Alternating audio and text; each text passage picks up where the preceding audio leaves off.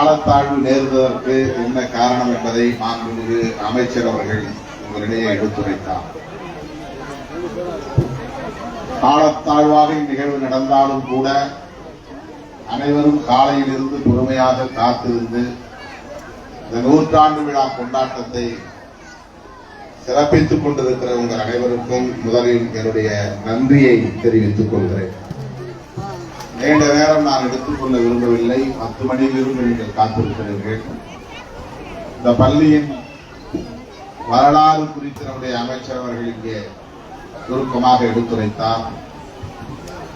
ஆசிரியர் மாசிலாமணி அவர்கள் இதே பள்ளியில் படித்து மறுபடியும் இதே பள்ளிக்கு தலைமை ஆசிரியராக பொறுப்பேற்றார் என்பதையும், தன்னோடு படித்த தன்னுடைய வகுப்பு தோழர்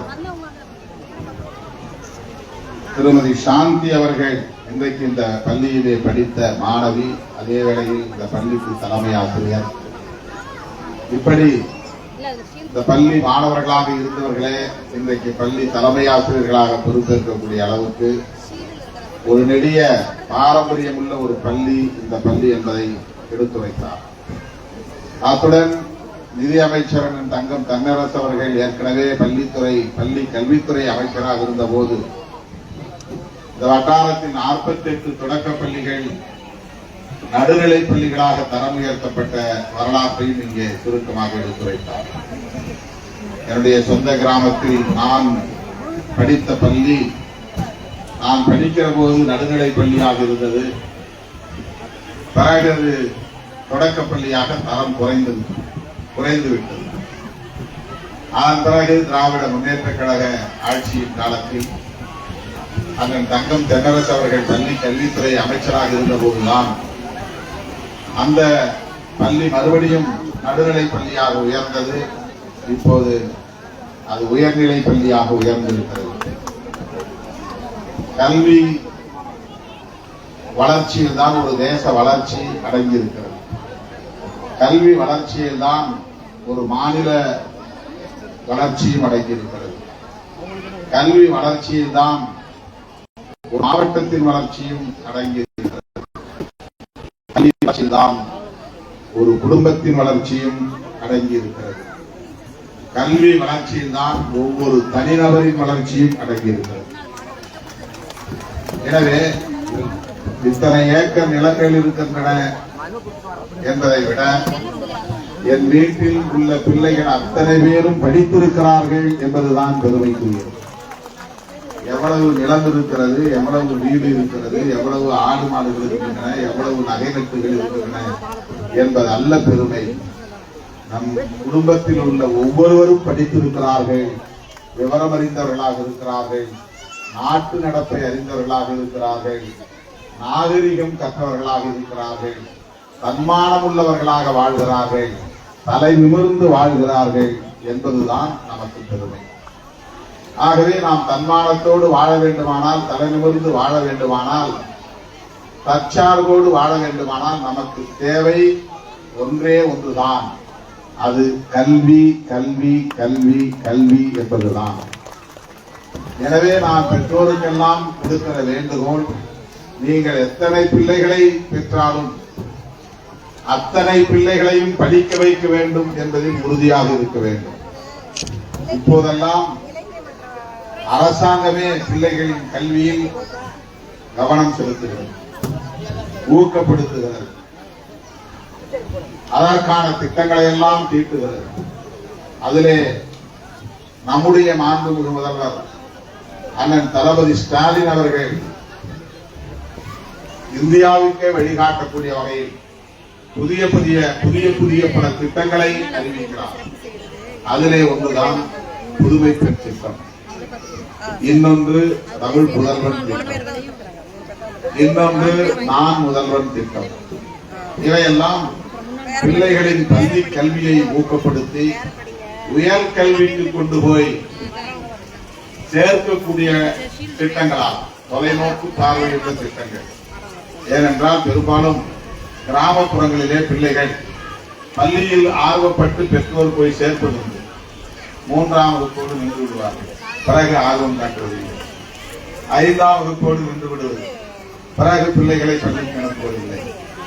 8ஆம் வகுப்போடு நிறுத்தி விடுவது. இப்ப நடுநிலை பள்ளி 8ஆம் வகுப்பு வரை இருக்கிறது. 8ஆம் வகுப்பு வரை படித்தால் போதும், வேற ஊருக்கு பிள்ளைகளை அனுப்புவதில்லை. பாதியிலே படிப்பை நிறுத்தி விடுவது. 10ஆம் வகுப்போடு சில பிள்ளைகள் படிப்பை பாதியிலே நிறுத்துவது. முன்பெல்லாம் நாங்கள் படிக்கிற போது 11ஆம் வகுப்பு தான் பள்ளி இறுதி ஆண்டு. 11ஆம் வகுப்புல ஆங்கிலம் கணக்கு ரெண்டும் பெரிய சவால். ஆங்கிலத்திலும் கணக்கிலும் பெரும்பாலான பிள்ளைகள் வெற்றி பெறுவதில்லை, தேர்ச்சி பெறுவதில்லை. அவ்வளவுதான். அதற்கு பிறகு படிப்பதில்லை. இங்கிலீஷ், மேத்தமெட்டிக்ஸ் இது ரெண்டுலையும் ஃபெயில் ஆனா அதுக்கப்புறம் படிக்க போகிறது.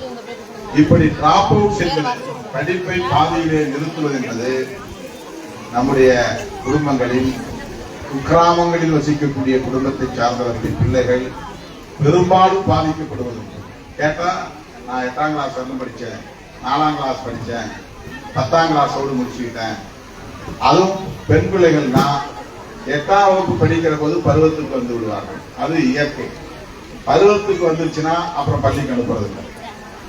போதும், படிச்சது போதும், இனிமேலாம் ஸ்கூலுக்கு போக வேண்டாம், கையெழுத்து போட கத்துக்கிட்டல போதும், அதுக்கு அடுத்து என்ன வேலை, கல்யாணம் பண்ணி வைக்கணும். இப்படித்தான் கடந்த காலங்களில் இருந்தோம். இந்த நிலையை முற்றாக மாற்றக்கூடிய வகையில், தலைகீழாக புரட்டி போடக்கூடிய வகையில் இன்றைக்கு 10ஆம் வகுப்பு இறுதித் தேர்வாக இருந்தாலும் 12ஆம் வகுப்பு இறுதித் தேர்வாக இருந்தாலும் முதல் மதிப்பெண் எடுப்பவர்கள் பெண் பிள்ளைகளாக இருக்கிறார்கள். மாவட்ட அளவிலே, மாநில அளவிலே அதிக மதிப்பெண்கள் எடுப்பவர்கள் பெண் பிள்ளைகளாக இருக்கிறார்கள். அந்த அளவுக்கு பெண் கல்வி இன்றைக்கு வளர்ச்சி அடைந்து வருகிறது.